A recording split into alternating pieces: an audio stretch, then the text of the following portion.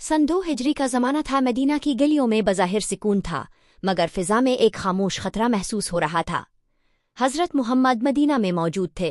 खबर मिली कि मक्का के कुरैश मुसलमानों के खिलाफ बड़ी तैयारी कर रहे हैं। ये वही लोग थे जिन्होंने मक्का में मुसलमानों पर जुल्म किए और उन्हें हिजरत पर मजबूर किया। एक दिन आपने सहाबा को मस्जिद में जुमा किया। आपने फरमाया, कुरैश का लश्कर हमारी तरफ बढ़ रहा है, तुम्हारी क्या राय है? हज़रत अबू बकर का खड़े हुए और अर्ज़ किया, हम हर हाल में आपके साथ हैं। हज़रत उमर ने जोश से कहा, हम हक पर हैं और हक पर हैं और हक कभी मग़लूब नहीं होता। फिर हज़रत मिक़दाद जज़्बात से बोले, हम मूसा की कौम की तरह ये नहीं कहेंगे कि आप और आपका रब जाकर लड़ी, हम आपके दाएं बाएं आगे और पीछे हर तरफ से लड़ेंगे। ये सुनकर आपका चेहरा खुशी से रोशन हो गया। मुसलमानों की तादाद सिर्फ 313 थी। चंद घोड़े, कुछ ऊंट और महदूद हथियारे। दूसरी तरफ कुरैश का लश्कर 1000 के करीब था, बेहतरीन असलहा और मुकम्मल तैयारी के साथ। मुसलमान बदर के मकाम पर पहुंचे। यही वो तारीखी मारका था जिसे आज हम बैटल ऑफ बद्र के नाम से जानते हैं। रात का वक्त था, आसमान पर सितारे चमक रहे थे। मुसलमान थके हुए थे, मगर उनके दिल मजबूत थे। आप एक खेमे में गए और सारी रात दुआ करते रहे।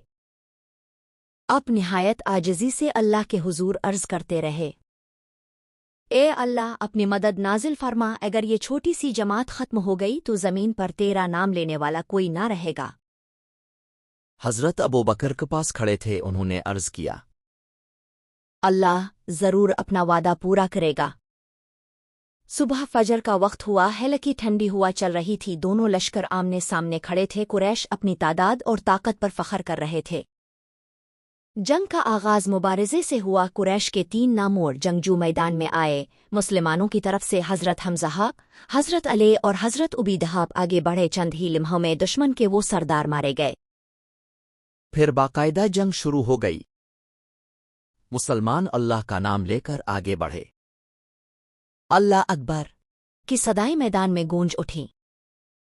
अगरचे दुश्मन ज्यादा थे, मगर मुसलमानों के दिलों में ईमान की ताकत थी। हालात बज़ाहिर मुश्किल थे, लेकिन अल्लाह की मदद शामिल हाल हुई। किफ़ार के कदम अखड़ने लगे। उनके बड़े बड़े सरदार मारे गए, जिनमें अबू जहल भी शामिल था।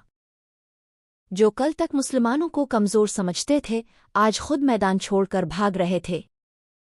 चंद घंटों में जंग का नक्शा बदल चुका था। मुसलमानों को अजीम फतह नसीब हुई। जंग के बाद अपने शुहदा के लिए दुआ की। कैदियों के साथ भी अच्छा सलूक करने का हुक्म दिया गया। ये इस्लाम की आला तालीमात का अमली मुजाहिरा था। जब मुसलमान मदीना वापस पहुंचे तो खुशी की लहर दौड़ गई, मगर ये खुशी गुरूर की नहीं बल्कि शुक्र की थी। ये वाक़या हमें सिखाता है, कामयाबी तादाद से नहीं, ईमान से मिलती है। अल्लाह पर भरोसा सबसे बड़ी ताकत है। इत्तेहाद और सब्र से बड़ी मुश्किल पर काबू पाया जा सकता है।